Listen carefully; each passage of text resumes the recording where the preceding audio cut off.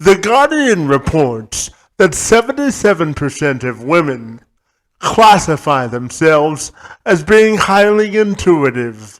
Only 58% of men made the same claim.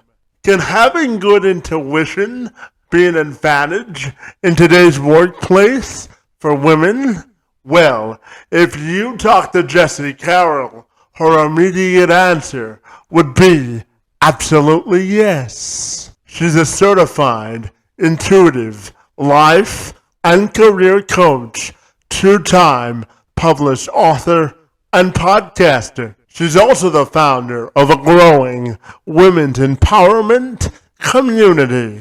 She's dedicated her life to helping ambitious and career-driven women claim their space in the world by getting real about what they actually want and giving them tangible tools and bite-sized action steps to get them there so that they can finally move their needle of progress tangibly forward. Carol joined me this week to have a conversation about women's empowerment, advancing in the workplace, and women's intuition.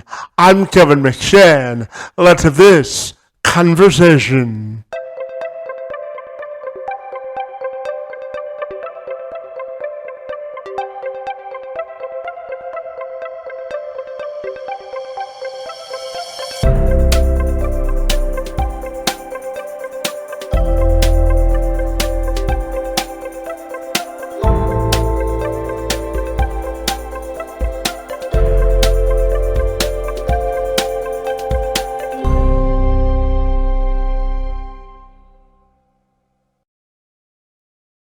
Jesse, if you're ready, I'll take a moment to welcome you to the program, my friend. And I'm super excited to learn how you help career-driven women really get in touch with what they really want. Great to see you this morning. And thank you so very much for being here.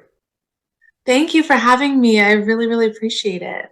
Absolutely. Now, Jesse, before we dive into the meat and potatoes of our conversation this morning, I'm fascinated to ask you exactly what an intuitive leadership coach is, because I find the work that you do fascinating. So I'm wondering if you can give me sort of a 360-degree view of what makes you so fabulous and why you want to move a career-driven woman forward.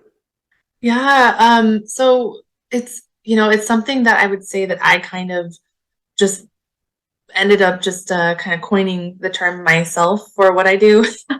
For so long, I was trying to fit into the box that sounded great and the box that sounded like, it was the right thing to call myself. But the more I tuned into my work, the more that I started showing up authentically, I realized, oh my gosh, like I am an intuitive leader, because for so long I've just had these intuitive gifts inside that have really allowed me to lead people in aligned directions for themselves. So I started really including that in just really what I call myself, but allowing it to help me form my programs and allow it to help me form the way that I help others.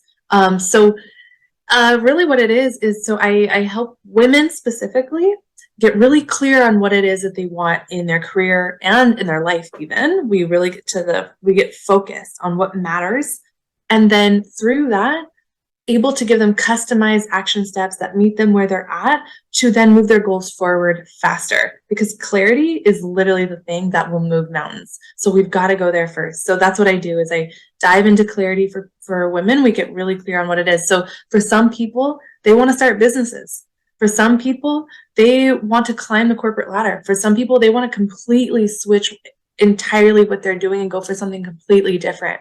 So we do a lot of really digging into who are they as a person, what matters to them, creating this holistic approach, and then really going in and saying, okay, so what are the steps we need to take to get you there? And then doing the mindset work behind it, right? Because I'm a believer that it doesn't matter the strategy. If you don't believe you're worthy of the steps you're taking and the strategy you're taking, right, there will always be an element of sabotage. So I've got to really help people dive into the mindset simultaneously with the action. So it's all the things. Yeah, absolutely. And Jesse, tell me, what do you think it means for a woman to follow sort of their authentic career destiny? Yeah, that's a really beautiful question because it is different for everybody. I would say finding your authentic path means that no matter what it looks like, sounds like to anybody else, you are so tuned into what is right for you that you start taking steps to move that forward.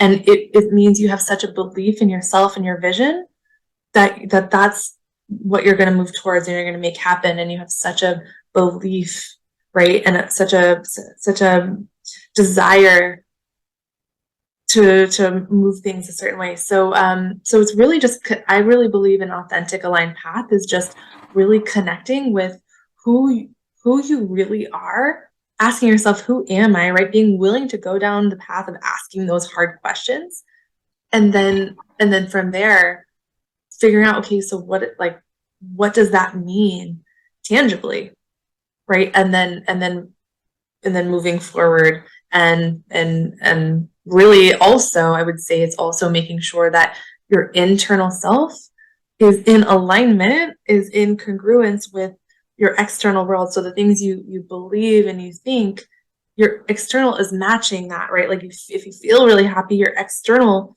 is, you're living a happy life, right? So and if you're feeling upset, right, alignment is also like you're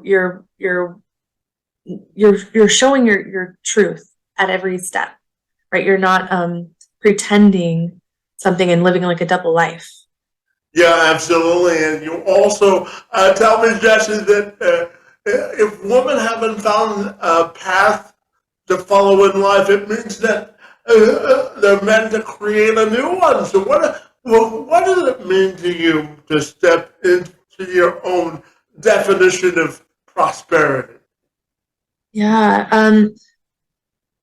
I really believe that in today's world, there's a lot of feeling like prosperity means it has to be created a certain way.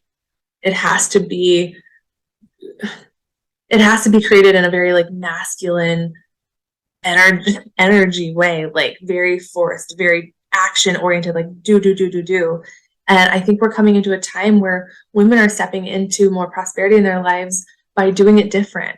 And it's uncomfortable because it's never really been done this way before. Like this idea of feminine leadership, feminine embodiment to create success, feminine energy as a focus in business. And so really, really women coming in as their own sovereign beings to say, no, this feels right for me, and taking action in that space and that energy to then create the success and prosperity that they're calling in.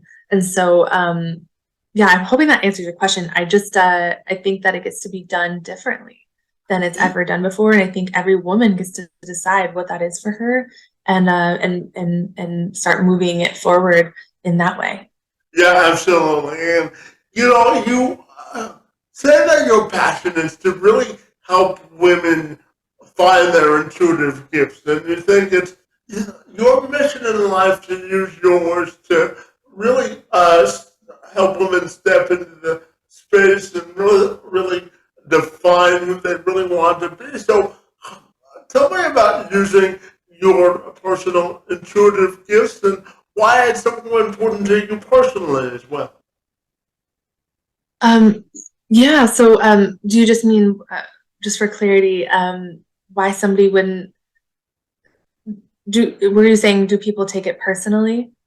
No, I'm asking for you from a personal perspective. Why are you so passionate about helping women sort of step into the space you want them to own? I'm just Oh, curious about your own personal passion for the work that you do. oh, got it. Thank you. So I would say the reason I bring intuition into it is because so much time is spent, and this isn't just women, right? This is everybody. So much time is spent in our heads, in our in our minds, right? So much stress is up here. And women are very intuitive beings. This is something that we just naturally have.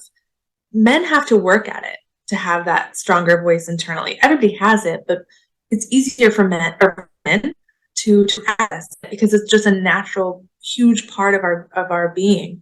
And so what I really believe in is the more that women can tap into what their intuition is saying, and they can actually hear it more loudly and clearly, they can feel safer to move about the world. They can feel more trusting to follow the path that feels more aligned because they can hear the guidance stronger and more clearly and louder. They stop second guessing themselves. They stop having all that doubt that comes in typically when you're making big moves, right? When you're trying to step up more in your life. As you rise, so does the doubt, so does the ego, so does the questioning of ourselves, and are we really capable of this, right? And so the more tapped into your intuition you are, the quieter the more you're able to shut that out and actually show up for yourself. And so I've seen it in my own life, and is why I don't even doubt myself anymore. I just, right, if I do, I can work through it really quick. But anyways, I've seen the power of tapping into my intuition so much in my own life and in my clients' lives that I now know that for women to step up and be these authorities that we are craving being more and more, we cannot ignore the intuition. We cannot ignore our internal guidance system, right? That's built in. We've just got to learn to hear it. And that's why I always tell women, you're so much more powerful than you think. You have all the answers inside. You just have to know how to turn that on and listen to it. So, so I'm so passionate about that. Yeah, absolutely. And I know that you spent some time as a dancer as well. And you, as you just mentioned, you help women sort of unlock their feminine power. So tell me about your passion for dance, why you got into it, and helping women unlock their feminine power as well. Yeah, this is so fun. So I spent over 20 years doing like different forms of dance. I was a competitive dancer. I became a professional dancer, traveling around doing shows. I then, I got into different forms of it, became a teacher. I then started a program in a university. I've done all these different things within dance, and didn't actually connect the dots until a couple of years ago that when I got my body involved in my life and brought consciousness to it, I became more empowered. I felt I felt stronger in who I was. I felt more self-acceptance and love for who I was because I wasn't avoiding looking at myself, right? And I was also moving my emotions and feelings through my vessel. Because like I was saying, we spend so much time in our head and in our mind, and our mind can be a psychopath. And so if we don't do stuff to just transmute that and move it through our bodies, we stay stuck in our head. And so what dance taught me to do was really just connect to my body more. And especially it taught me how to leverage my body. So when I'm going through a lot of stress, I can say, okay, this is just my signal to say, ooh, maybe I've been forgetting to like be in my body, right? And so a lot of my coaching practices now also include some sensuality work, some embodiment practices, some different things to really acknowledge your body. And it sounds so simple, but this stuff really is game changing if you want to dive into self-acceptance, if you want to feel worthy of whatever it is you want to create. You cannot forget your body. And for a long time as a dancer, like I was just doing dance. I was just, living my life doing that. And I didn't actually realize the power. That helped me be very confident in my life. That helped me go where I really wanted to go in a lot of ways.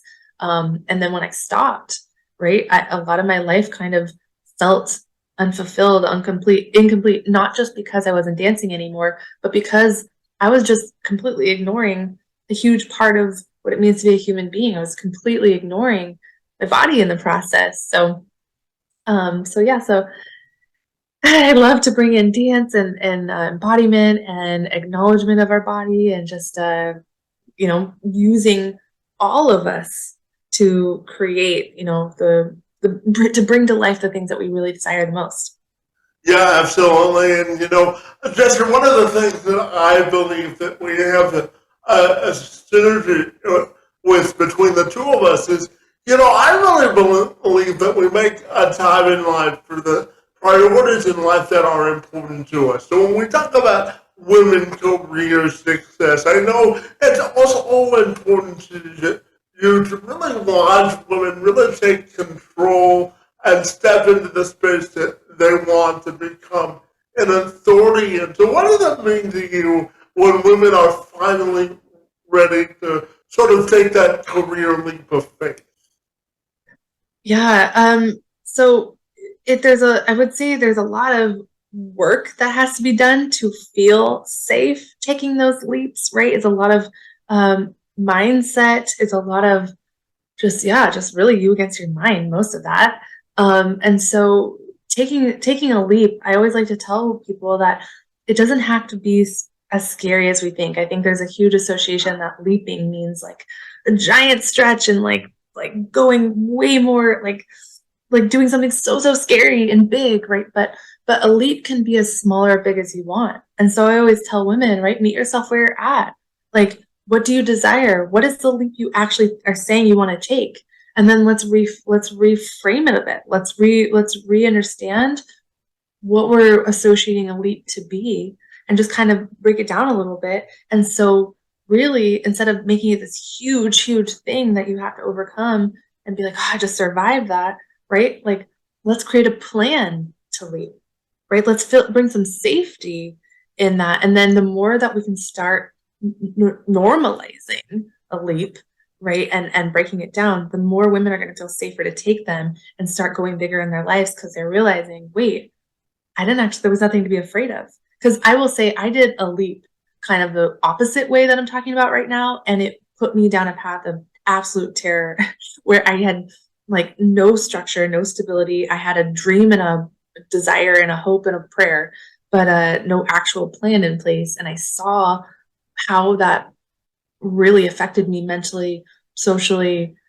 physically. I ended up with a lot of physical symptoms I couldn't really explain because I was just so stressed at the situation I'd put myself in. And so I'm a big believer that your leaps in life, the things you most want to move towards, should not actually be that giant scary thing where you screw yourself over and you have no support or parachute. You know what I mean? Like there's ways to do it where you can feel safe, you can feel like an authority, you can feel empowered because you're like, yes, I'm making progress, I'm showing up, and I'm still, in line to meet that goal. Yeah, absolutely. And building on that point, Jesse, I'm curious to ask you, what does it mean to you to maximize your potential and follow your passions in life? Yes. The first thing on this that comes to me is realizing that you have so much potential. Every single person has so much that they are capable of, right? It's so important to think bigger, right? And to realize that where you are right now is not even close to where you can go. So just getting in that headspace of you're allowed to live big. You're allowed to have more. You're allowed for your life to feel like, wow, I feel like I'm made for more, but I'm not quite there yet, right? You're allowed to have these feelings. So then in order to really go towards that and live a really maxed out life, to steal from Ed Milet, to live really a maxed out life, right? It means taking that serious. It means realizing that, right? And instead of being intimidated by that, being like, well, I really want to move this forward. I want to make this a possibility in my life. I want my life to be maxed out, right? And saying, okay, so what do I have to do to make that happen? What do I have to do to bring that to real life, right? And just being so serious about that and dedicating your life to then starting to take your goals serious, right? To start prioritizing them. And little by little, right? It just takes little steps consistently every day. Before you know it, you'll look back, you won't even recognize your life in actually a fairly short period of time because you started realizing and accepting, wow, I do have so much potential inside of me. I am made for more.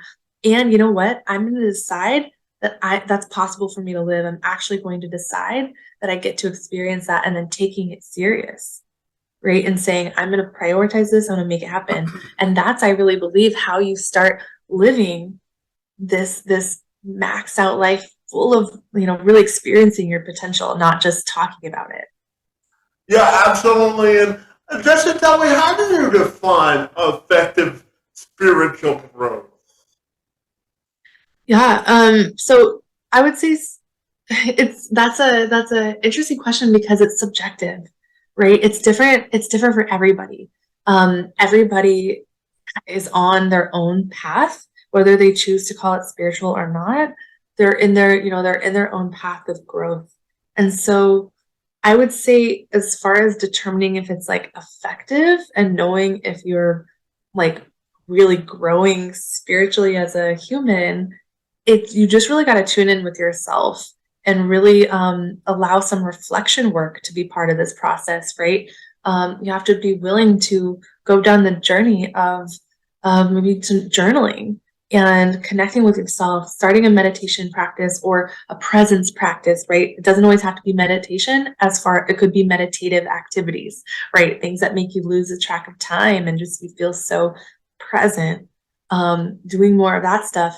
And if you bring in presence at like not necessarily at the beginning, but if you decide, I'm going to start bringing awareness into how I'm feeling and stuff each day, and then you bring in a reflection practice where maybe every month or every couple of weeks or whatever, you tune in and you ask yourself, what have I been learning about myself? How far have I come? Right? Like, you start to ask yourself these questions, then you'll start to get a sense of your growth. You'll start to give yourself some kudos, because you'll actually be able to acknowledge, oh wow, I think differently now, or I see things differently now, or I'm not as emotionally like tied to things now. I feel free a little bit more now, right? You'll start getting a sense of where you're at emotionally, feeling, how you see the world, but you've got to do the reflection work. So it's different for everybody, right? Not everybody feels like they're on a spiritual path, but really it's about your connection to yourself.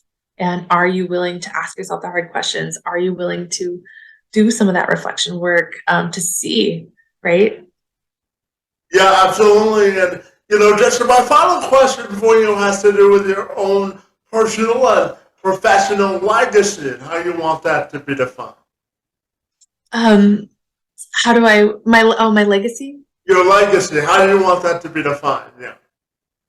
Oh gosh, that's such a beautiful question. I really believe that it's, this journey. Yes, I'm building a business, and yes, I'm here to help people, right? But and I want to grow this, right?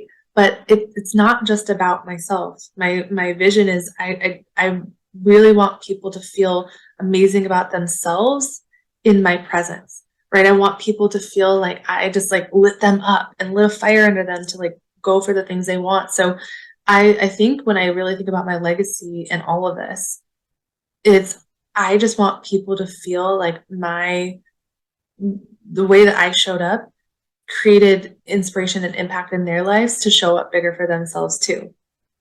Yeah, absolutely. And, Jesi, if people want to get connected with you, tell me what's the best way they can do that. Yeah. So just so I would say Instagram, Facebook. It's just Jesi Carroll at all the places. I do have a website that's pending, so I'll get that out eventually. But I do have a landing page where people can go and book with me. That's just at lifedesignbyjesi.com. But in all of my socials, I've got my link tree that has access to my books, my podcast, my YouTube, all the things. So there's a few different ways, but Jesi Carroll primarily at all the platforms.